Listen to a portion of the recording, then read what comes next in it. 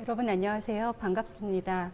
오늘 여러분들과 함께 강의를 진행하게 될 한국환경교육연구소의 정수정입니다. 이렇게 온택트 강의로 여러분들을 만나 뵙게 되어서 정말 반갑고요. 새로운 시대의 새로운 시도로 생각되는 이 시간이 약간은 다소 떨리기도 하고 준비하는데 여러 가지 좀 준비할 것들이 좀 많이 있긴 했었는데요. 아마도 선생님들께서 이 시간 저와 함께 오늘 들으시는 이 내용들이 도움이 많이 될 수 있도록 저도 최선을 다해서 노력하도록 하겠습니다. 오늘 선생님들과 함께 이야기를 나눌 내용은요, 유아환경교육의 필요성에 관련된 이야기를 함께 하려고 합니다. 목차를 보시면 유아환경교육은 필요할까요? 그리고 지금의 아이들에게 환경교육을 한다는 것이 어떤 의미인지, 그리고 누리과정 내 환경교육, 마지막으로 유아환경교육을 지원하기 위한 대책이나 아니면 정책들이 어떤 것들이 준비가 되어 있는지와 관련해서 선생님들과 함께 이야기를 나누어 보려고 합니다. 먼저 그 내용에 들어가기 전에 질문을 한 가지 드리려고 합니다. 여기 같이 함께 하시는 선생님들, 유아환경교육은 정말로 필요하다고 생각을 하시는지요? 아마도 이 과정을 선택을 하시고 신청을 하신 선생님들께서는 유아환경교육이 정말로 그리고 꼭 필요하다고 생각을 하셨기 때문에 이 과정을 신청하셨을 거라고 생각이 듭니다. 그러면 지금부터 실제로 유아환경교육이 어떤 방식으로 또는 왜 정말로 필요하고 중요한지에 관해서 선생님들과 함께 이야기들을 나눠보도록 하겠습니다. 먼저 그 진행에 들어가기 전에 사진을 몇 장 같이 한번 살펴보려고 합니다. 지금 제가 이제 사진이 아마 PPT로 나와서 보여지실 텐데요. 지금 보시는 사진, 자, 선생님들 어떠세요? 새롭지 않으시죠? 네. 현재 우리 아이들이 보통 통상적으로 많이 만나보실 수 있는 그런 그림입니다. 아이들은 실외에서건 또는 실내에서건 지금 보시는 것처럼 모바일 기기와 함께하는 삶이 굉장히 일상적이고 통상적으로 이루어지고 있습니다. 저도 간혹 저희 아이에게 이런 얘기를 해요. 특히 쉬는 날이나 아니면 여유가 있을 때 아이가 침대에서 모바일 기기를 가지고 있는 모습들을 보면서 야, 나는 네가 핸드폰과 너와 침대가 물화일체가 되는 것 같아 라는 얘기를 많이 하고는 합니다. 너무나 어렸을 때부터 아이들이 어디에 있던 간에 대한민국 IT 강국인 거 누구나 아는 것처럼 모바일 기기와 함께 하는 삶이 보편화되고 일상화됐습니다. 이 아이들에게 휴식과 또는 쉬는 시간 그리고 놀이는 과연 무엇일까요? 우리가 생각을 하지 않을 수 없는 그런 내용들이고 그런 상황이지 않을까라는 생각이 듭니다. 다음 사진을 한번 더 살펴보겠습니다. 네, 이 아이들은 지금 어떤 경험과 어떤 놀이를 하고 있는 걸까요? 보시면 왼쪽에 있는 사진을 한번 보실게요. 정말 유감스럽게도 지금 보시는 이 아이들의 사진은요, 대한민국의 아이들이 아닙니다. 지금 보시는 사진은 제가 일본에 출장을 갔다가 아이들의 정말 즐겁고 행복하게 노는 모습들을 보고 너무 감명을 받아서 찍어온 사진인데요. 이 아이들은 유치원에서 활동을 하다가 지금 저와 함께 눈을 마주치고 밝게 웃어 보이는 사진입니다. 왼쪽에 있는 아이들은 유치원 수업 시간 중에 활동 모습입니다.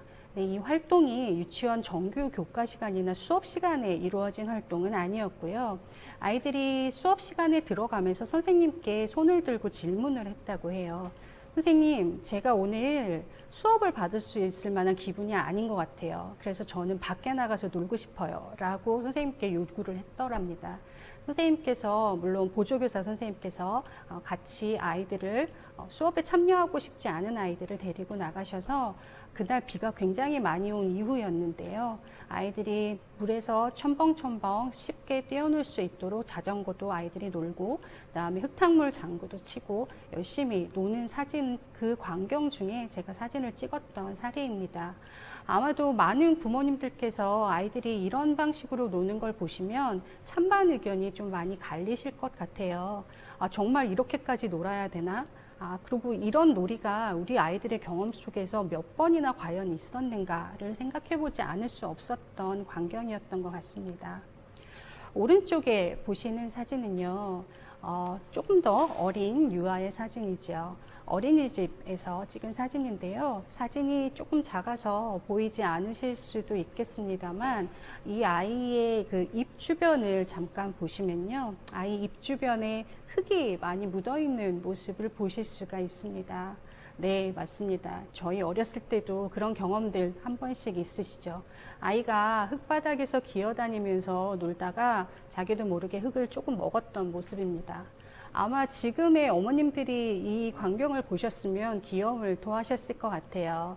지금의 유아를 키우는 어머님들은 흙을 만지는 것 자체도 굉장히 두려워하시고요. 또 놀이터에서 모래놀이를 하는 것 자체도 그 안에 뭐가 있을지 모르는 그런 위험한 환경, 찌찌가무시병이라든지 아니면 쥐가 어떻게 했을지 모르는, 또는 고양이 똥이 있을지도 모르는 그런 여러 가지 환경적인 위험 상황에 아이들을 보호하는 그런 역할들을 많이 하고 계시는 것 같습니다. 지금 보시는 것처럼 우리가 이 모습은 우리의 예전 생활에 늘상 있었던 보편적인 모습입니다. 그런데 지금의 아이들은 우리가 예전에 있었던 그런 경험들과 이런 놀이와 이런 상황들이 지금도 여전히 유효하게 보편적으로 남아 있을까요? 그렇지는 않는 것 선생님들도 잘 알고 계실 것 같습니다. 자, 그러면 다음 표를 하나 더 살펴보시겠습니다. 지금 보시는 표는요, 2015년 OECD 국가를 대상으로 아동의 행복도를 비교한 표입니다. 이 표를 보시면 2013년도에 OECD 국가, 그러니까 소위 말하는 선진국이라고 하죠. OECD 국가 총 30개국의 아동의 삶의 만족도를 비교해서 조사하고 그 결과를 표로 나타낸 그런 결과입니다. 이 당시에 대한민국의 아이들은요, 삶의 만족도가 0부터 10점까지 만점 기준으로 평균 6.1점 정도의 삶의 만족도를 나타냈습니다. 삶의 만족도가 6.1 정도, 대략 60%가 이상인 거죠. 그러면 이 정도면 생각보다 삶의 만족도가 조금 높은 게 아닐까라는 생각도 하실 수 있겠다라고 생각이 듭니다. 그런데 소위 말하는 선진국들에 가입이 되어 있는 OECD 국가에서 이 당시 대한민국은 총 30개 OECD 국가 중에 30등 최하위의 삶의 만족도를 나타냈었습니다. 그 이후에 5년이 지난 2018년도에 다시 한번 삶의 만족도를 조사했었을 때 6.6점이라고 약간의 0.5포인트 정도의 상승의 만족도를 나타냈습니다. 물론 순위도 살짝 올랐습니다. 30개 국가 중에 27위의 상승을 곡선을 좀 타기는 했습니다. 그러나 여전히 대한민국의 아동과 청소년들은 삶의 만족도가 다른 OECD 국가 중에서는 굉장히 낮은 수준에 머물러 있습니다. 이 결과에서 또 나타난 것 중에 하나는요, 12살 이하의 아이들의 삶의 만족도가 12살 이후의 청소년들의 삶의 만족도보다는 조금 만족도 수치가 높았던 것으로 나타났습니다. 물론 아동들의 삶의 만족도는 환경적인 요인으로만 결정되는 것은 아닙니다. 이 당시에 삶의 만족도에 영향을 미치는 많은 요인들 중에서 빈곤 정도라든지, 그리고 가족의 구성 정도라든지, 그리고 소득 수준, 이런 것들이 복합적으로 아이들에게 삶의 만족도에 영향을 끼치는 요인으로 나타났었습니다. 그러나 어쨌든 이 결과가 보여주는 한 가지는 우리나라 아동들의 삶의 만족도가 사실 그렇게까지 높거나 아니면 굉장히 만족한 삶을 살고 있지는 않는다는 사실입니다. 다음 결과를 하나 보실게요. 자, 아이들의 현상은 아까 보여드렸던 삶의 만족도도 이야기를 드릴 수가 있는데요. 지금 우리 아이들이 현재 노출되어 있는 생활 환경입니다. 여기 보시는 것처럼 각종 생태오염에 삶에 노출되어 있습니다. 공기오염, 그리고 물오염, 그리고 밀렵이라든지 지구온난화, 그리고 폐자원 문제들, 그리고 사막화, 그다음에 GMO와 같은 여러 가지 문제들, 그리고 자원의 고갈이라든지 또 하나 요즘 가장 두드러지게 초유의 사태가 일어났습니다. 네, 코로나19로 이야기되고 있는 바이러스 문제들, 환경 질환성 문제들이 아이들에게는 일상적인 삶의 환경이 되었습니다. 코로나 문제는 기존에 이야기했던 건강 문제에 국한되지 않습니다. 아마 지금은 코로나 문제를 이야기를 할 때 기후변화나 환경 변화와 코로나가 무관하지 않다는 것은 누구나 다 알고 있는 얘기들입니다. 결국 이런 기후변화나 환경변화 그리고 환경이 점차적으로 악화되는 이 문제들이 아이들에게 건강을 비롯한 여러 가지 생활 환경에 관련된 문제들로 아주 일상적으로 노출이 되고 있다는 것이 지금 우리 아이들이 처해 있는 현실이라고도 할 수 있을 것 같습니다. 또 옆에 보시면 몇 년 전에 일어났었던 옥시 사건 기억나시죠? 아이들은 7만여 종의 화학물질 속에 아주 일상적으로 노출되어 있습니다. 문제는 그러한 화학물질이 어디에서 어떻게 접하는지를 알 수 없을 정도로 일상 속에서 노출되어 있다는 것이죠. 그래서 네, 목소리가 조금 작게 들린다고 하시는 것 같아요. 제가 목소리를 조금 더 높여보도록 하겠습니다. 이 화학물질에 노출되는 정도를 사실 가늠할 수 없을 정도로 사실은 너무나 많은 환경들의 재난들에 노출되어 있는 것들을 볼 수가 있습니다. 또 이런 얘기들도 많이 하십니다. 전 지구적 환경위기라고 합니다. 이 이야기에 대해서는 어느 누구도 사실 아니라고 이야기하기가 어려우시겠죠. 여기에 보시는 것처럼 대략 전 세계의 20% 정도의 사람들이 80% 정도의 자원을 사용을 하고 있습니다. 따라서 이 자원을 사용하는 사람과 이 자원으로 인해서 야기되는 기후변화 문제 또는 환경과 관련된 문제들이 자원을 사용하는 사람들에게 변화나 아니면 위기로 다가오는 것이 아니라 오른쪽에 보시는 것처럼 사용을 하지 않는 사각지대에 놓이는 사람들에게 문제로 다가온다는 게 사실은 가장 큰 문제 중에 하나입니다. 10억 명 가까운 사람들이 자기가 쓰고 자기가 야기하지 않은 문제들로 인해서 기아에 허덕이고 있고요. 또 자연사율보다 1000배 더 빨리 밀렵이라든지 아니면 사람들의 여러 가지 활동으로 인해서 동물들이 죽어가고 있습니다. 그리고 최근에는 포유류의 4분의 1이 멸종위기에 처해 있다고 이야기합니다. 통상적으로 멸종위기에 처해 있는 종들은요, 거의 대부분 최상위 포식자가 되는 경우들이 많습니다. 여기에서 최상위 포식자는 지금 그림에서 나타난 것처럼 북극곰이라고 이야기하기 어렵습니다. 동시대에 살아가는 거의 대부분의 최상위 포식자 중에 현 시대의 최상위 포식자는 바로 사람입니다. 지구가 총 46억 년 동안 5번의 대멸종이 있었다고 이야기를 하고 있습니다. 그 5번의 대멸종 기간 동안에 항상 대멸종이 일어났었던 종들은 최상위 포식자입니다. 그래서 최근에는 그런 이야기들을 많이 하죠. 아마도 앞으로 다가올 6번째 멸종은 어떻게 될 것인가? 그 멸종이 멀지 않았다. 그런데 이때 이 6번째 대멸종이 왔을 때 그럼 최상위 포식자는 누구가 될 것인가? 바로 사람입니다. 환경위기와 기후변화 그리고 환경과 관련된 변화는 동물이나 아니면 다른 곳의 이야기를 하는 것이 아닙니다. 바로 사람에 관련된 이야기를 하고 바로 나의 문제와 관련된 이야기를 합니다. 지금 아이들이 어렸을 때부터 성장하는 과정 중에 이후에 아이들이 처하게 될 세상입니다. 우리 아이들이 커서 성인이 되는 그 순간까지 대멸종이 오지 않게 될 수 있을까요? 아니면 최상위 포식자가 바뀌게 될까요? 아마 그런 경우는 그렇게 많지 않을 것 같습니다.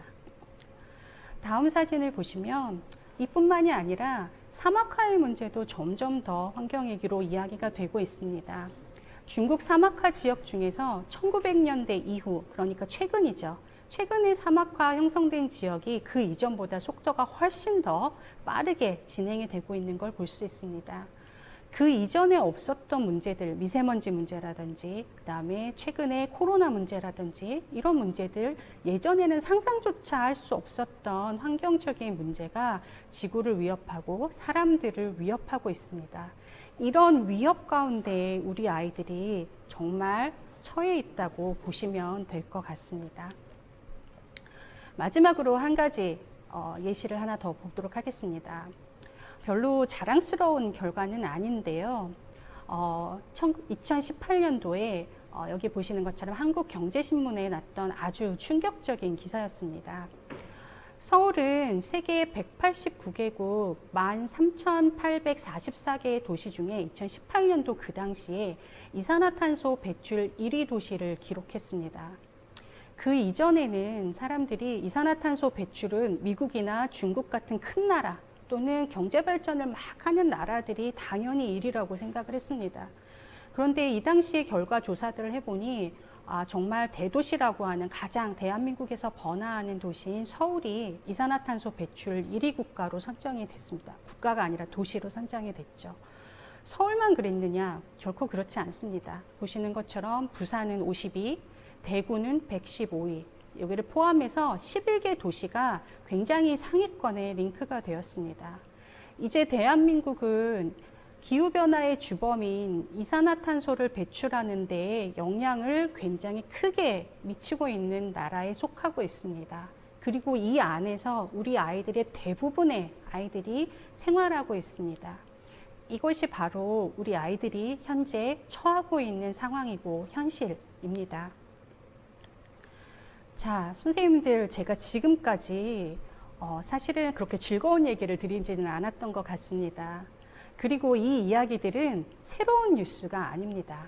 아마도 한 번쯤은 어디선가 다 들어보셨을 만한 이야기고요.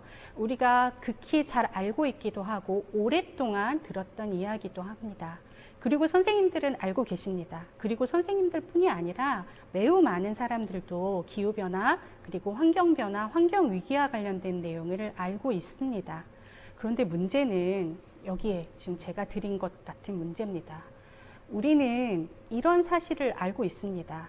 그럼에도 불구하고 환경위기나 환경변화가 개선되거나 계속 좋아지고 있다는 이야기를 들은 적은 별로 없으실 겁니다. 아마 환경은 계속해서 안 좋아진다고 이야기가 되고 있죠. 그러면 왜 환경은 계속해서 알고 있는데도 불구하고 안 좋아지는 걸까요? 우리가 노력을 안 해서인 걸까요? 아니면 몰라서인 걸까요? 아니면 기술이 부족해서인 걸까요? 여러 가지 요인들이 있겠습니다. 그렇지만 저는 이 요인들 중에 여기에 보시는 것처럼 환경에 대한 세대 간 기억상실증이라는 내용으로 한번 설명을 해보려고 합니다. 환경에 대한 세대 간 기억상실증은 피터 칸이라는 학자가 몇 년 전에 주장을 한 내용 중에 하나입니다. 이분은 무엇이라고 이야기를 했냐면요. 환경에 대한 세대 간 기억상실증을 지금 보시는 것처럼 정의를 했습니다.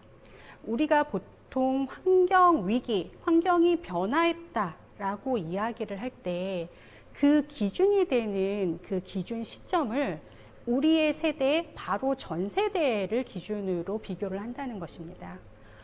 우리가 흔히들 그런 말씀 많이 들으셨을 거예요. 어머니들께서 우리 때는 안 그랬어. 이제 보통 라떼는 말이야 이런 얘기를 많이 하시죠. 그런데 환경과 관련해서도 라떼는 말이야라는 얘기를 많이 하십니다. 우리 옛날에는 이렇게까지 뜨겁지 않았었어. 우리 옛날에는 이렇게까지 비가 엄청나게 와서 수해가 갑자기 이렇게 오지 않았었어. 그리고 올해 같은 경우 장마가 이렇게 긴 적이 없었어. 이렇게 이야기를 하시죠. 그러면 사람들이 생각을 합니다.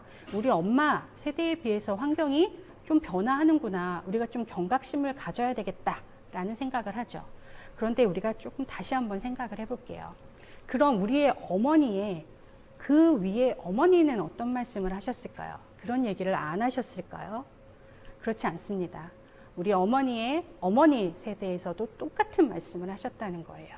그 이전에도 우리 때는 이렇지 않았어. 환경이 점점 나빠지는구나. 예전에는 좀 더 자연환경이 좋았었는데 이런 얘기들을 지속적으로 해오고 있었다는 것입니다. 그런데 문제는 당면하는 세대에서 그 기준이 되는 걸 어머니의 어머니 그리고 더 위에 있는 어머니의 세대를 기준으로 해서 환경이 얼만큼 나빠졌는지를 비교를 하는 것이 아니라 우리 바로 위에 있는 어머님 세대를 기준으로 해서 환경이 어느 정도 나빠졌다 라고 생각을 하고, 이 정도라면 우리가 어느 정도 요 정도 나빠지는 거는 조금 괜찮지 않을까라고 하는 안이한 생각을 하고 있다는 것이 바로 문제이고요. 이것이 바로 환경에 대한 세대 간 기억 상실증이라고 이야기를 합니다. 그렇기 때문에 실질적으로는 굉장히 오래전부터 환경은 조금씩 악화되고 나빠지고 있었는데, 우리가 생각하고 체험하고 체감하는 환경의 나쁨은 우리 어머니 세대를 기준으로 해서 나빠진다라고 이야기를 하고 있다는 거죠. 그렇기 때문에 사람들은 그 경각심에 대해서 사실은 조금 더 얕거나 아니면 정말로 중요하다, 정말로 심각하구나 라는 생각을 하기가 어려워지는 그런 일들이 계속적으로 발생을 하고 있다는 것이 환경이 계속해서 안 좋아지고 있는 이유 중에 하나라고 이야기하고 있습니다.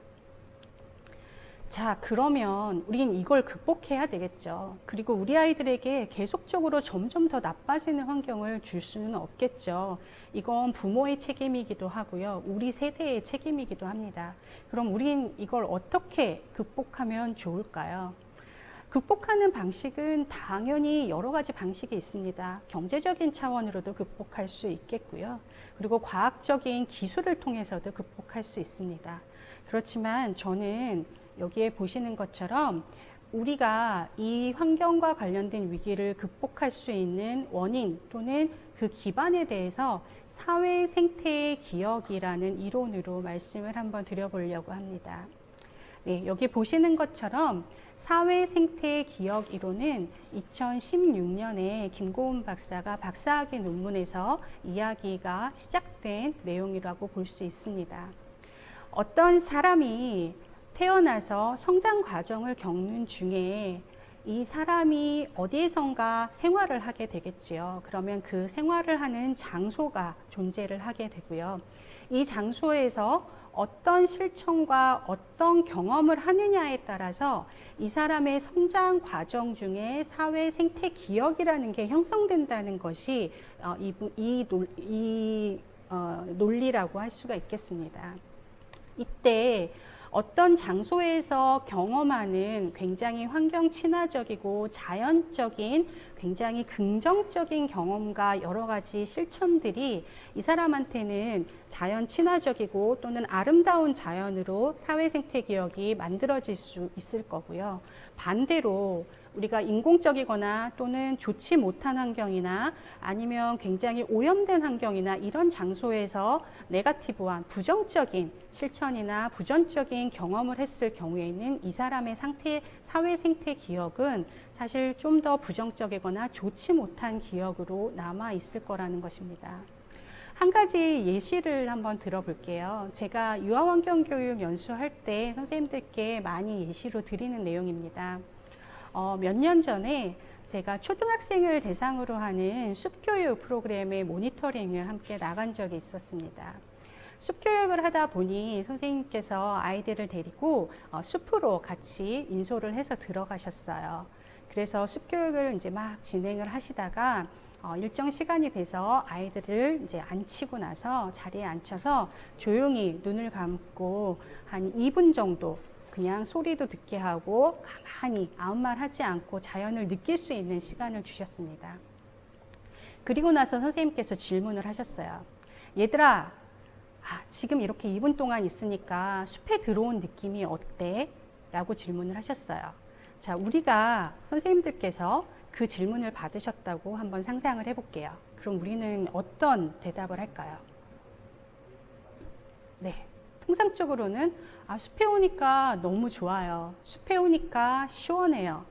자연과 함께 있으니까 상쾌한 마음이 들어요. 또는 숨쉬기가 아주 편하고 공기가 좋은 것 같아요.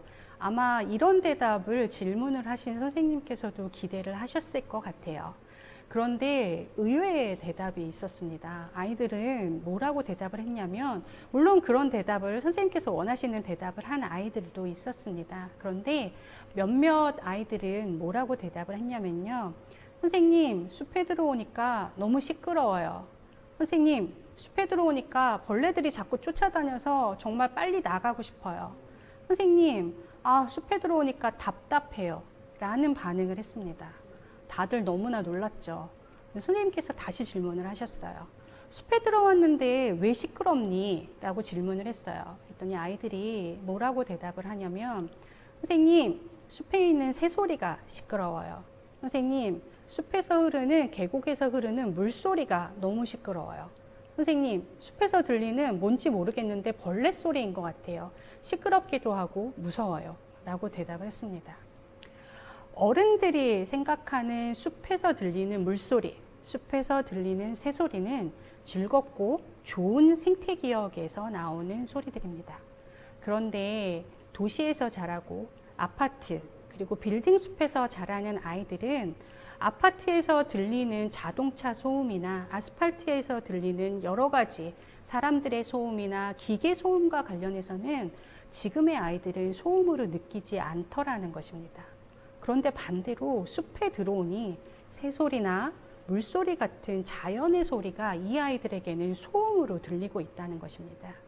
이것이 바로 사회 생태기억입니다. 사람이 어렸을 적 성장 과정에서 어떤 장소에서 어떤 경험을 하고 나의 사회 생태기억이 어떻게 형성되었는지는 이후에 이 친구들이 커서 이 생태기억이 다른 방향으로 바뀌기는 굉장히 어렵습니다. 이런 아이들에게 우리가 자연을 보존해야 돼. 환경은 중요한 거야. 자연의 소리가 너무 좋지 않니? 라고 이야기하는 건 아이들이 이해를 하기가 굉장히 어려운 상황이 될 거예요. 그래서 우리의 예전의 자연과 아이들이 생각하는 자연에 대한 정의 또는 자연에 대한 호, 불호의 관계가 아마도 우리와 이후의 세대들에서는 조금씩 더 달라지지 않을까 생각이 됩니다. 이것이 바로 우리가 어렸을 때부터 아이들에게 환경교육을 해야 되는 이유입니다. 우리의 유아들에게 사회 생태기억을 만들어주는 그 과정 중에서 조금 더 생태적이고 조금 더 자연적이고 그리고 좀 더 건강한 자연을 가급적이면 많이 만나게 해주는 것, 접하게 해주는 것, 그리고 좋은 경험과 좋은 여러 가지 경험들을 아이들이 해볼 수 있도록 해주는 것, 그리고 이 경험들을 통해서 자연에서의 놀이가 즐겁다라고 하는 기억을 갖게 하는 것, 이것이 바로 선생님들께서 유아를 대상으로 하는 환경교육을 하셔야 되는 이유이기도 하고, 우리가 꼭 유아를 대상으로 환경 그리고 생태라고 하는 것을 논하고 자연을 이야기해야 되는 이유 중에 하나가 아닐까라고 저는 생각이 듭니다. 한 가지 더 살펴보도록 하겠습니다. 지금 보시는 이 본문은요, 선생님들 박완서 작가님 다들 잘 아시죠? 굉장히 유명한 작가님이십니다. 박완서 작가님의 소설 중에서 그 많던 싱아는 누가 다 먹었을까? 라고 하는 소설에 나오는 한 구절입니다. 제가 목소리는 그렇게 좋지 않을 수 있는데요. 한번 본문을 읽어보도록 하겠습니다. 아이들도 마찬가지였다. 우리는 어려서부터 삼시밥 외에 군것질거리와 소일거리를 스스로 산과 들에서 구했다. 삘기, 찔레순, 산딸기, 칡뿌리, 맷뿌리, 싱아, 밤, 도토리가 지천이었고 궁금한 입맛뿐 아니라 어린을 기쁘게 하는 일거리도 많았다. 산나물이나 버섯이 그러했다. 특히 항아리버섯이나 쌀이버섯은 어찌나 빨리 돋아나는지 우리가 돌아서면 땅 밑에서 누가 손가락으로 쏙 밀어 올리는 것 같았다. 라는 본문이 있습니다. 이 본문에서 박완서 작가님은 20가지 이상의 지역 식물에 대한 지식을 이 짧은 한 문단에서 다 이야기를 하고 계십니다. 그 많던 싱아는 누가 다 먹었을까? 라고 하는 이 작품은요, 박완서 작가님의 어린 시절에 계셨던 고향집, 고향의 자연환경을 기반으로 해서 선생님께서 그 기억들을 살려서 쓰신 작품입니다. 이 작품에서 박완서 작가님은 60대 그 이후가 성인이 되셔서까지 어렸을 적에 선생님께서 형성했었던 생태 기억들을 가지고 작품을 쓰고 계십니다. 선생님들은 이 작품에 나오는 이 여러 가지 20가지 이상의 지역 식물 중에 어느 정도나 알고 계실까요? 물론 이 식물을 아는 것이 중요한 것은 아닙니다. 그렇지만 우리가 어렸을 때 만나고 접했던 이 생태 환경들, 그리고 이 식물들은 아마 아이들이 커서 성인이 되고 그 이유가 되어서도 이 아이들의 생태 기억 속에, 그리고 이 아이들의 머릿속에, 그리고 그 경험 속에 오롯이 지속적으로 남아 있을 겁니다. 이런 좋은 생태 기억들은 결국 아이들이 커서 힘들어질 때 또는 어떤 일이 생겼을 때 우리가 소위 말하는 회복 탄력성을 높여주는 좋은 기작으로 작동을 하게 됩니다. 예전의 기억들, 그리고 얻은 공간에선가의 우리가 소위 말하는 힐링이라고 하지요. 위안을 받고 위로를 받고 힐링이 되는 그 시간 동안에 아이들은 그 좋았던 생태 경험과 그 기억들을 통해서 아이들이 아마 힘을 얻는 회복력을 더 크게 할 수 있는 아이들이 될 것입니다. 선생님들, 지금 보신 것처럼 우리가 왜 유아 환경 교육을 이야기하는지, 선생님들께서는 아이들에 대한 환경 교육을 어떻게 해야 될지 이제 조금 더 이해가 되시고 설명이 좀 되셨는지 모르겠습니다. 유아 환경 교육의 필요성에 대해서는 제가 이 정도 말씀을 좀 드리려고 하고요. 아마 제가 이야기를 좀 길게 한 것 같아서 잠깐의 휴식 시간을 잠시 갖고 그리고 나서 그 이후에 이야기를 좀 더 진행을 해보도록 하겠습니다. 선생님들께서도 물도 조금 마시시고요. 머리도 약간 리프레시 하시고 잠시 후에 다시 만나뵙도록 하겠습니다.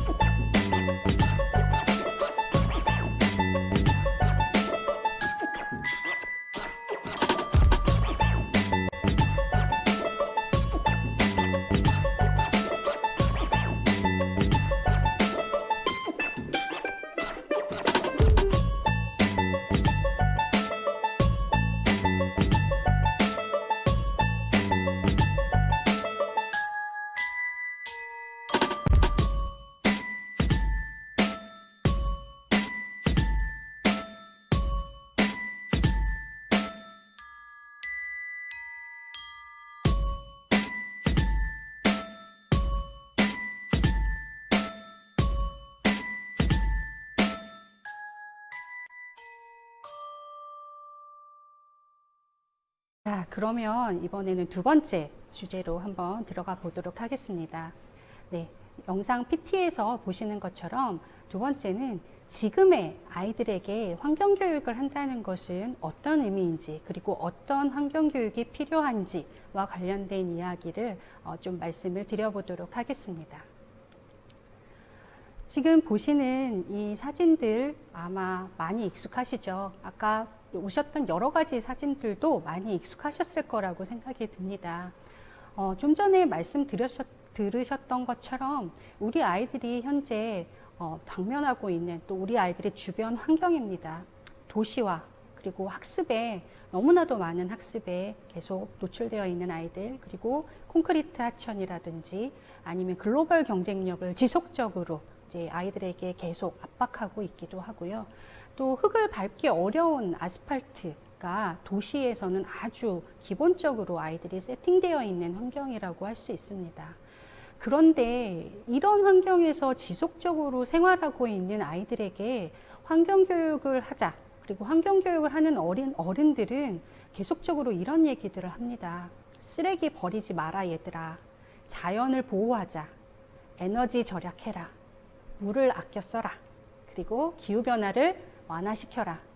네, 지금 들으신 요 5가지만 보면요, 아이들에게 끊임없이 우리들은 이야기합니다. 지구를 지켜내라고. 아이들이 처한 현실은 지구를 왜 지켜야 하는지에 대해서 이해하기가 어려운 현실입니다. 그리고 아이들은 기본적으로 아이들이 원래 가져야 됐던 자연환경의 권리를 제대로 누리지 못하는 상황입니다. 그런데 이런 아이들에게 우리는 계속적으로 강요합니다. 에너지 아껴 쓰고 이후 세대를 생각해라. 그러면 우리는 이후 세대를 어떻게 생각을 했을까요? 이 이야기는 비단 유아 그리고 어린이 청소년을 위한 환경교육에 관한된 이야기만은 아닙니다. 어른들에게도 해당되는 이야기라고 볼 수 있을 것 같아요. 다음 화면을 보시겠습니다. 한국 환경교육의 흐름이라고 제가 제목을 붙여놓기는 했는데요. 지금까지 1960년대 이후에 한국에서 이루어지는 환경교육의 내용들입니다. 보시는 것처럼 초기 환경교육은 생활환경을 중심으로 환경교육이 진행이 많이 됐었습니다.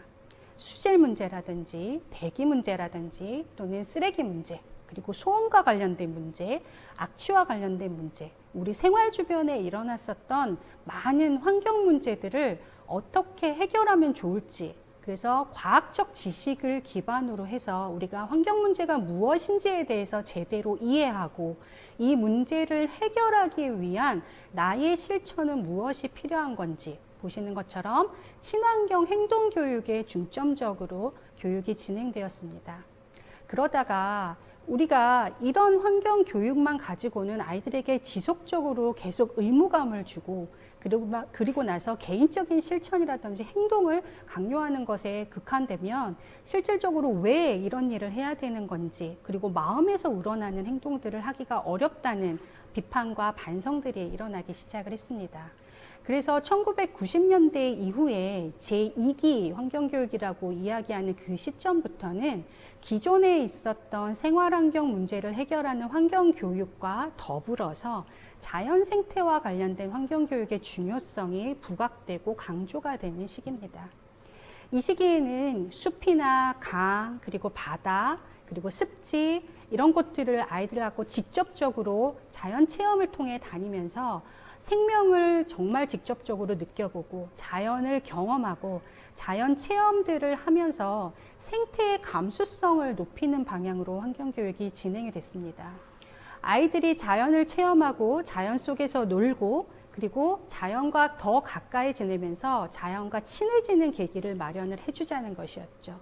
이렇게 자연을 친해지는 계기들이 많이 마련된 친구들은 이후에 성인이 되고 점점 더 자라났을 때 우리가 환경보호, 자연보호라고 이야기를 했을 때 그 자연이 무엇인지에 대해서 분명하게 깨닫게 되고 그 좋은 자연을 위해서 내가 무엇을 해야 될 것인지와 관련된 내용들을 보다 더 쉽게 하고 행동할 수 있는 사람으로 변화할 수 있다라고 하는 것이 자연 생태 체험 그리고 생태 감수성의 중요성을 논하는 두 번째 환경교육의 시기라고 할 수가 있겠습니다. 그래서 이 시기에 생태교육은 자연 체험 그리고 자연놀이 중심의 교육들이 주로 많이 이루어졌던 시기였습니다. 그런데 그 이후로 여러 가지 문제들이 발생을 했습니다. 바로 환경과 관련된 쟁점들이 생기기 시작을 했습니다. 예를 들면 원자력 발전소 문제라든지 아니면 새만금 방조제를 쌓기 위한 그 매립 사업과 관련된 문제라든지 아니면 가까이는 우리 지역에 새로운 주택지구를 개발을 하면서 그 주택지구가 원래 있었던 자연 환경들을 훼손하는 문제라든지 이런 생활 주변에 가까운 환경과 관련된 쟁점 문제들이 생겨났을 때 우리가 이기 때 아이들에게 생태 감수성이 높은 사람들 그리고 자연과 친했던 사람들이 이 문제를 어떻게 해결하게 할 것인가에 관련해서는 실질적으로 그 해결 방법을 찾는 데는 사실 그렇게 큰 도움을 얻기는 어렵다는 그런 반성들이 있기 시작했습니다. 해결을 해야 되는 그것까지는 사실은 굉장히 잘 준비된 환경교육이 진행이 됐지만 그러면 우리가 이 문제의 쟁점을 어떻게 해결할 것인가 해결 방식을 찾는 데에 관련된 교육이 조금 부족하지 않았나라고 하는 반성이라고 할 수 있겠습니다. 그래서 2000년대 후반부터의 환경교육은 보시는 것처럼 지구 환경 문제, 특히나 그 중에서도 환경 쟁점과 관련된 기후변화 문제라든지 아니면 에너지 문제라든지 또는 미세먼지 문제라든지 해양 오염과 관련된 문제들의 통합적인 여러 가지 아주 얽히설키 얽혀있는 복잡한 환경 문제를 어떤 방식으로 해결하게 할 것인가와 관련된 문제 해결형 환경교육이 중요하게 대두되기 시작을 합니다. 이 시기에는 문제 해결과 관련된 환경교육이기 때문에 사실 유아를 대상으로 하는 환경교육과는 크게 적합하지는 않다고도 할 수가 있습니다. 문제 해결을 위한 방법이라든지 토론 방식이라든지 보다 조금 더 종합적이고 조금 더 여러 가지 문제들을 통합해서 볼 수 있는 시각이 필요한 환경교육을 이야기를 했지요. 그러다 보니 2000년대 후반의 환경교육은 유아뿐이 아니라 청소년이나 성인들과 관련된 환경교육도 중요하게 이야기가 되고 있습니다. 1960년대부터 현재까지의 환경교육은 각각의 시기에 따라서 별도의 환경교육이 이루어진 것은 아닙니다. 다만 기존에 있었던 환경교육에서 필요로 하는 것들이 그 위에 쌓이고 더욱 쌓여서 점점 더 많은 종류와 점점 더 다양한 환경교육을 하게 되었다는 의미이고요. 또 기존에 한 가지 문제에 집중해서 이 문제를 해결하고자 하는 환경교육에서 이 문제가 생기게 되어 있는 원인, 그리고 이 문제를 둘러싼 여러 가지 기여하는 사람들 또는 기여하고 있는 사회적인 현상들을 보다 더 종합적으로 통합해서 가야 된다는 환경교육이 최근의 환경교육의 기조이기도 하고 지향성이라고도 할 수 있을 것 같습니다. 그런데 왜 이런 환경과 관련된 문제들이 통합적이고 조금 더 문제 해결 중심적이고 좀 더 종합적인 방식으로 해결이 돼야 된다라는 이야기가 나왔을까요? 네, 바로 기존에 있었던 다양한 환경교육들이 가지고 있었던 문제의식에서 비롯되고 있습니다. 그 이전에도 환경교육은 굉장히 활발하고 다양한 문제들을 해결하기 위해서 노력했습니다. 엄청난 노력들이 있었죠. 그런데 환경과 관련된 특수성입니다. 이 환경이 실질적으로 어떻게 해결되는지에 대해서 뚜렷하게 변화를 갑작스럽게 교육을 통해서 보여지기가 어렵다는 일종의 불확실성이라고 하는 것이 환경의 속성 중에 하나라고도 할 수 있겠습니다. 또 하나는 환경교육을 통해서 내가 변화를 하고 나의 삶이 변화를 했고 그다음에 내가 그 문제를 해결하는 과정에 적극적으로 참여를 했습니다. 그런데 그럼에도 불구하고 환경이 크게 나아지지 않는다라고 하는 좌절감도 사람들에게 같이 들어있기도 했었죠. 그리고 또 하나는 이런 개인의 실천 또는 이런 불안감, 그 다음에 여러 가지 방식들로 인한 것들이 나는 정말로 열심히 했는데 이것들이 나만 뿐이 아니라 사실 모든 사람들이 같이 했을 때 크게 성과가 이루어지지 않고 나는 정말 열심히 했는데 그 성과가 뚜렷이 보이지 않는다고 하는 무력감 또한 이 시기에 나타났습니다. 아마도 코로나19의 상황이 이 환경교육의 상황하고도 굉장히 밀접하고 아마 기시감 같은 것들도 볼 수 있지 않을까 싶습니다. 우리가 그동안 몇 달 동안 굉장히 열심히 노력한 이 상황들이 어느 순간 갑자기 무력해지고 갑자기 다시 원점으로 돌아가는 듯한 그런 무력감들을 많이 느끼셨을 것 같아요. 아마 이것들이 환경교육에서도 똑같이 나타난 것들이 아닌가 생각이 듭니다. 그래서 이후의 환경교육은 이 여러 가지 현상들과 그다음에 이 문제들을 나타내고 있는 문제와 관련된 원인들, 그 주변을 둘러싼 여러 가지 기여할 수 있는 관계자들, 이해관계자들과 어떻게 힘을 모으게 할 건지, 어떻게 종합적인 관점으로 보다 더 성과 있는 보다 더 나아지는 결과들을 나타나게 할 건지와 관련된 것에 조금 더 관심이 생기고 조금 더 그 방향으로 지향이 나타나고 있다고도 볼 수 있겠습니다. 그래서 최근의 환경교육은 우리가 1기 때 또는 2기 때 이전에 했던 환경 문제 해결 중심, 그리고 환경을 어떻게 해야 된다라고 하는 일종의 의무를 계속적으로 개인의 실천과 의무를 계속적으로 불어넣었던 환경교육에서 인간의 성장, 그리고 내면의 변화, 그리고 내가 환경과 관련된 어떤 실천이나 또는 행동을 했을 때 느낄 수 있는 보람, 그리고 나의 행복과 관련된 부분들을 균형 있게 이야기하는 것에 환경교육의 지향을 점차적으로 이야기를 하고 있습니다. 결국 환경 문제를 해결해야 된다고 하는 의무감과 이 문제를 해결하는 과정 중에 내가 느낄 수 있는 인간의 행복감이 균형 있게 교육에서 같이 다루어졌을 때 우리가 좀 더 지속적이고 좀 더 앞으로 더 나아갈 수 있는 환경 교육이 진행될 수 있다는 관점이지요. 결국 이 관점은 지속 가능한 삶과 그리고 지속 가능한 환경의 변화와도 관계된다고도 볼 수가 있겠습니다. 다음 페이지를 보시면요. 따라서 이런 관점에서 환경 교육의 목표는 변화하고 있습니다. 보시는 것처럼 전통적인 환경 교육의 목표는 사회적이고 도구적인 목표에 조금 더 집중을 했었습니다. 환경 문제를 예방하고 그리고 환경 교육을 통해서 이 환경 문제를 해결하는 데 조금이라도 기여할 수 있도록 하자라고 하는 게 환경 교육의 목표가 그 이전에는 많이 됐었다는 거죠. 그래서 유치원에서부터 강조하는 목표는 친환경적인 행동 습관이었습니다. 개인적인 실천과 개인적인 행동 변화가 십시일반으로 모였을 때 환경의 변화를 이끌어낸다고 하는 목표에 조금 더 집중을 했다고 보는 것이죠. 그런데 앞서 말씀드렸던 것처럼 이러한 개인의 변화도 물론 당연히 지금까지도 중요한 목표 중에 하나입니다.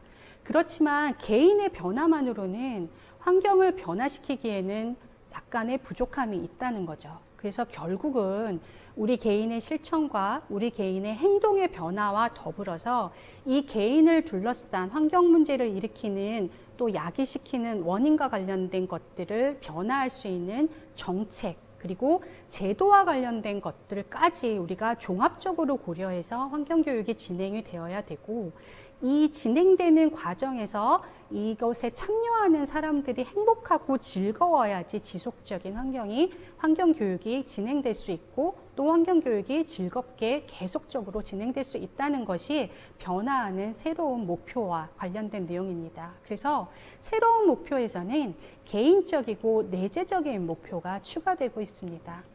2015 개정교육과정에서부터 사실 이 부분이 조금 더 강조가 되고 있는데요. 학습자의 지속 가능한 행복과 삶을 위한 역량과 의지를 함양하는 방향으로 그리고 자기를 그 안에서 발견하고 이해하고 실현하는 과정 중에서 학습자가 조금 더 즐겁고 행복감을 느낄 수 있는 종류의 환경교육 프로그램으로 좀 더 변화하고 좀 더 넓게 가자고 하는 것이 환경교육의 새로운 목표로 최근에 이야기가 많이 되어오고 있다라고 말씀드릴 수가 있겠습니다. 이 변화하는 과정 중에 우리의 누리과정도 변화가 되는 상황들이 있습니다. 2019년도에 누리과정이 변화가 됐죠. 아마 선생님들께서 아마 이제는 많이들 이제 접하셨을 것이라고 저는 생각이 드는데요. 저는 그 중에서 누리과정 내의 환경교육과 관련된 내용들을 조금 더 집중적으로 살펴보고자 합니다. 2019 개정 누리과정의 특성과 구성의 중점입니다. 아마 많이들 보셨을 겁니다. 그 중에서 환경교육과 관련된 내용들은 제가 보시는 것처럼 빨간색으로 조금 더 강조를 해서 표시를 해 놓았습니다. 바로 나번과 다번의 누리과정에서의 특성이 2019년도에 개정이 돼서 바뀌었죠.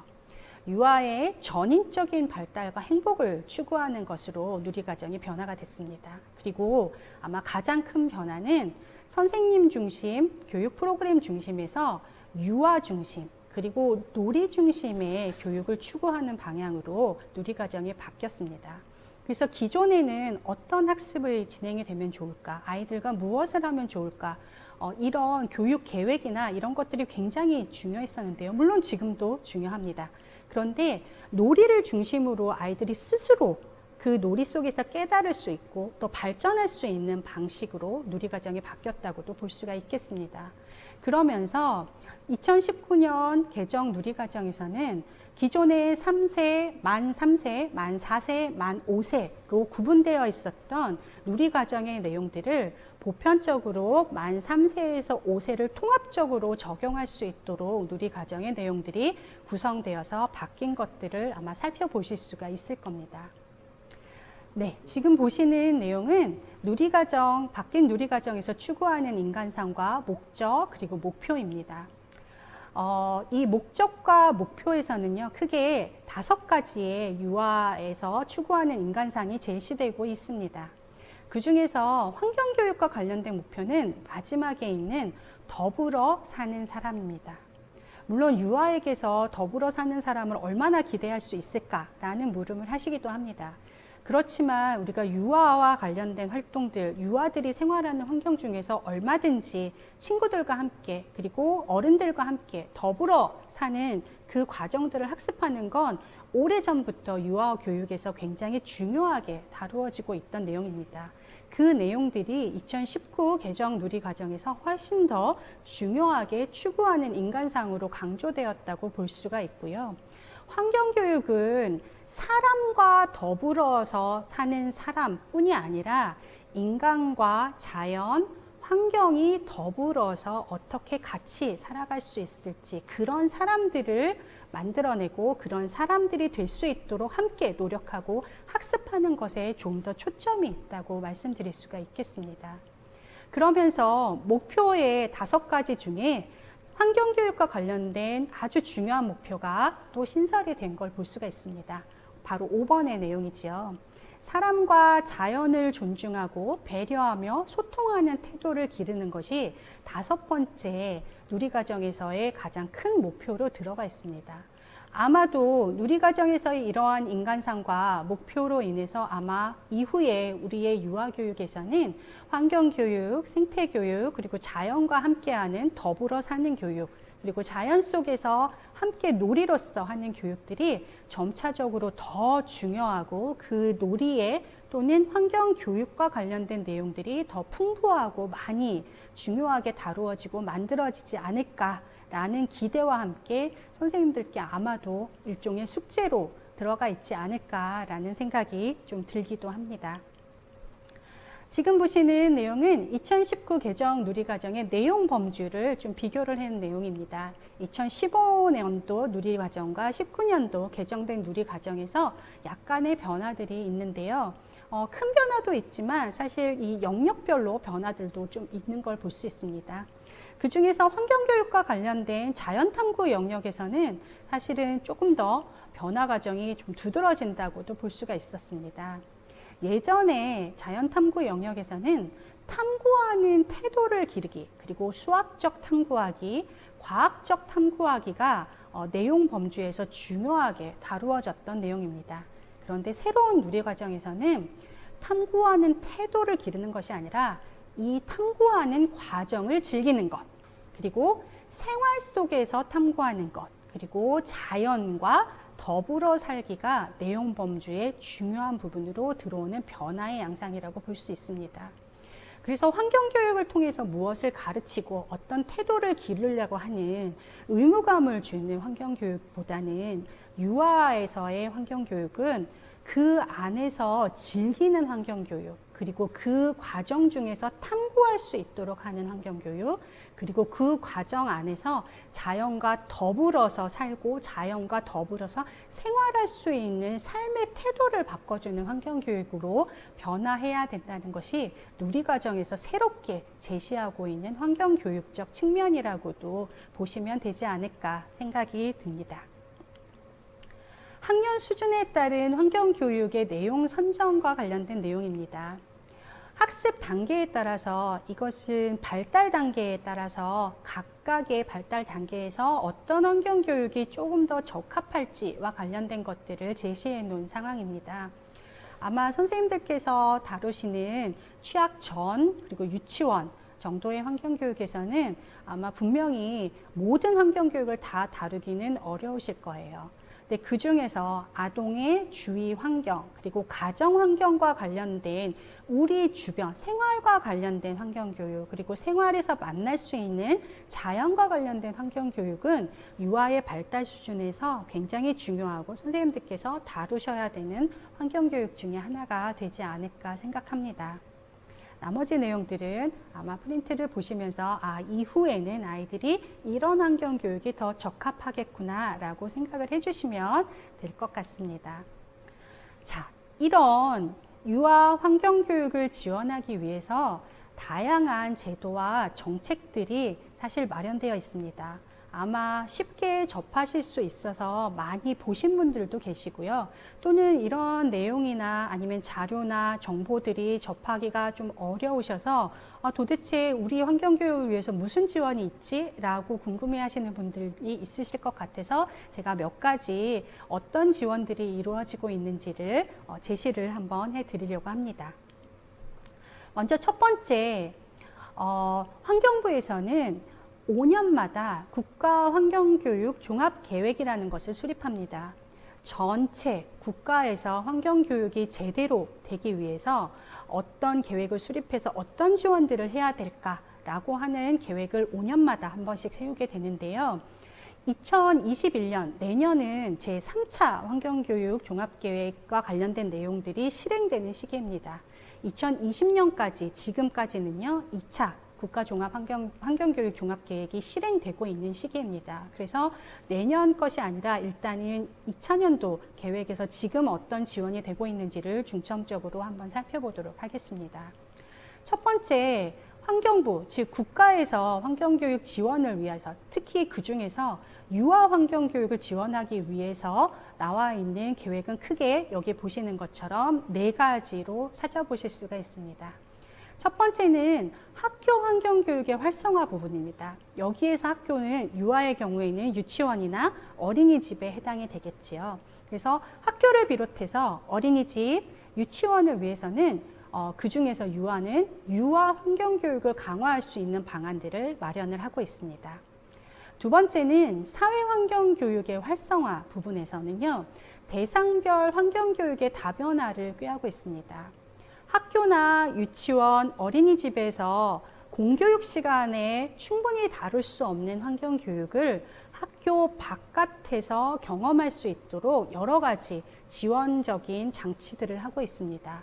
그래서 유아는 유아, 초등학생, 그것도 초등학교 초, 중, 저학년, 그리고 중학생, 고등학생, 성인, 그리고 그 이후에 아주 어르신 세대에 이르기까지 전 연령을 대상으로 하는 맞춤형 환경교육 프로그램들을 지속적으로 개발을 하고 보급하는 역할들을 하고 있습니다. 아마 주변에서 이런 일들을 하는 사회단체라든지 아니면 지금 이 일을 하고 있는 국가환경교육센터라든지 이런 곳에서 프로그램과 관련된 많은 자료들은 받아보실 수 있을 거라고 생각이 듭니다. 세 번째는 전문 인력 양성과 지원을 확대하는 사업들이 마련이 되어 있습니다.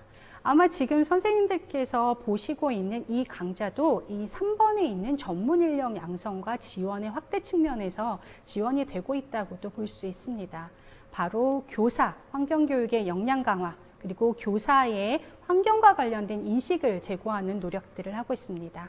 각종 교사들을 대상으로 하는 환경교육 직무 연수들이 마련이 되고 있고요.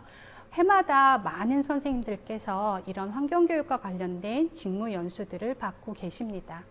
아마 이 연수는 이후로도 계속적으로 더 많이 진행이 되지 않을까 생각을 하고 있습니다. 마지막으로 국가에서는 환경교육과 관련된 기반을 구축하는 역할들을 하고 있습니다. 바로 환경교육 콘텐츠들을 개발을 하고 보급하는 일들을 계속하고 있습니다. 이 강좌가 다 끝나면 선생님들께서는 유아 환경교육과 관련된 교구를 아마 받으실 수 있게 될 겁니다. 이 교구는 환경부에서 국가환경교육센터를 통해서 개발하고 또 보급되는 교구입니다. 이 교구를 만들기 위해서 굉장히 다양한 분들께서 함께 힘써서 노력하셨고요. 각 대상, 그 중에서도 특히 유아에 맞는 환경교육, 유아 수준에서 할 수 있는 환경교육을 위한 교구와 그리고 교재들을 마련하고 계속적으로 프로그램을 개발하고 보급하고 있습니다. 이렇게 다양한 국가적인 지원이 마련이 되어 있고요. 이와 관련된 내용들은 국가환경교육 포탈이라든지 아니면 지금 이 내용들을 선생님들께 제공하고 있는 국가환경교육센터를 비롯한 다양한 곳에서 정보들을 받으실 수 있을 것이라고 생각이 듭니다. 지금 보시는 부분은요, 국가 수준의 환경교육 기준에 따른 유치원의 환경교육 기준입니다. 굉장히 많죠. 총 9가지 정도로 되어 있는데요. 이 기준을 고치라, 그러니까 이 기준을 지켜라 라고 하는 차원이라기보다는 유치원에서 할 수 있는 환경교육의 내용들은 이렇게 다양한 것이 있습니다 라는 정도로 이해를 해주시면 될 것 같습니다. 굉장히 다양한 내용들이 있는데요. 환경관과 환경윤리에서부터 시작을 해서 인간 활동과 환경과 관련된 내용들, 그리고 조금은 어렵지만 지속가능 발전과 관련된 내용들, 그리고 환경 감수성과 배려와 관련된 내용 등 다양한 종류의 환경교육을 유치원에서도 환경교육으로 할 수 있습니다 라고 하는 내용들이 국가 수준의 환경교육 기준으로 제시되어 있는 것들을 볼 수 있습니다. 이 부분은 참고로 선생님들께서 그냥 보시고 이런 것도 유아에서 환경교육을 할 수가 있겠구나 라는 정도로 생각해 주시면 될 것 같습니다. 많이들 궁금해 하시는 것 중에 하나입니다. 유아환경교육 지원을 그러면 어디에서 받을 수 있을까요? 라는 질문들을 많이 하시는 것 같아요.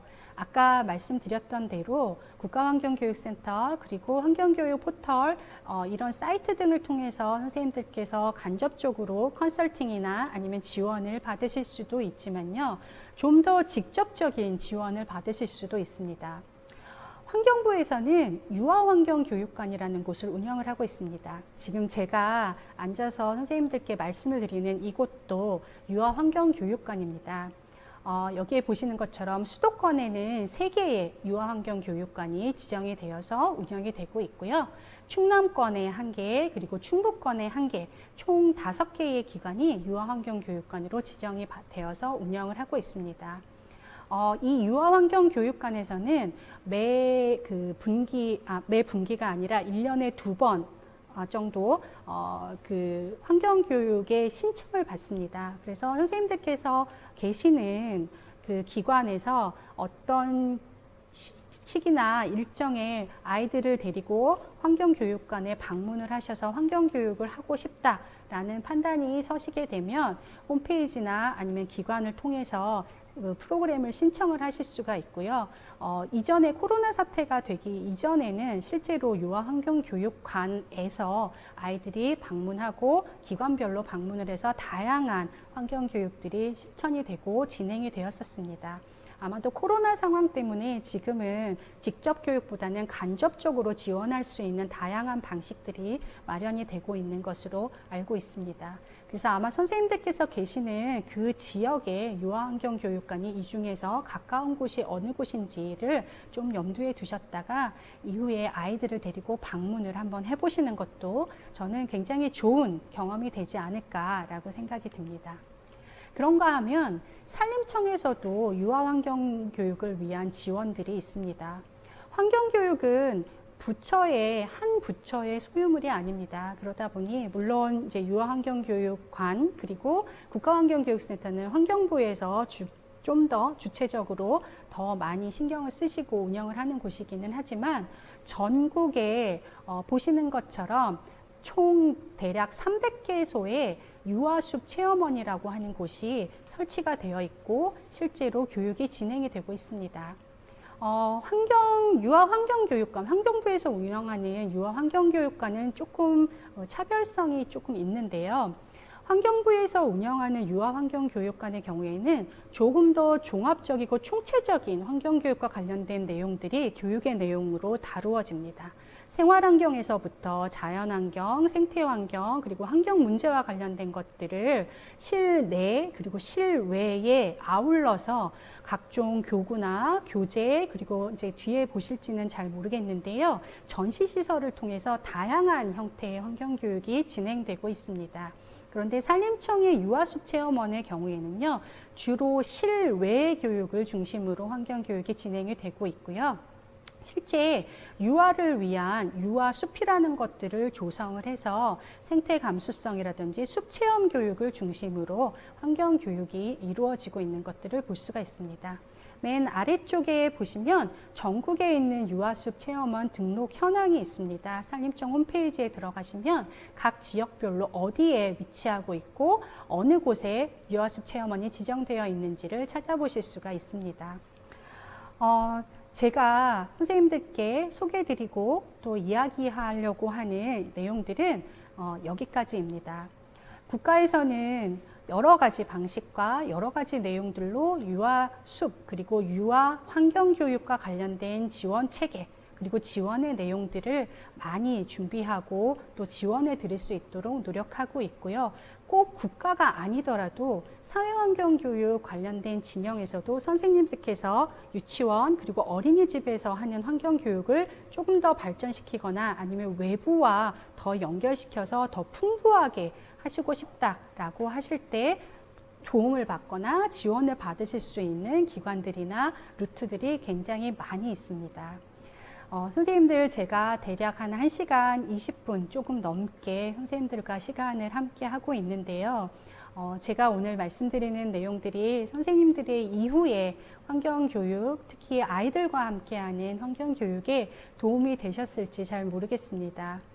아마 제가 전반부에 말씀드렸던 우리가 왜 유아환경 교육을 이야기를 해야 되는지, 우리가 아이들에게 어떤 환경을 또 어떤 환경 교육을 제공해야 되는지와 관련해서는 이 강좌가 끝나고서라도 선생님들께서 한 번쯤은 좀 곰곰이 생각을 해보시고 또 주변에 계시는 선생님들과도 함께 이야기를 나누시면서 정말 진지하게 아이들의 환경과 아이들의 처해 있는 현실 그리고 이후에 우리 아이들의 삶에 우리가 어떤 역할들을 할 수 있을지를 함께 논의하고 또 토의하고 생각해 보는 시간을 가지실 수 있게 되시기를 기대하겠습니다.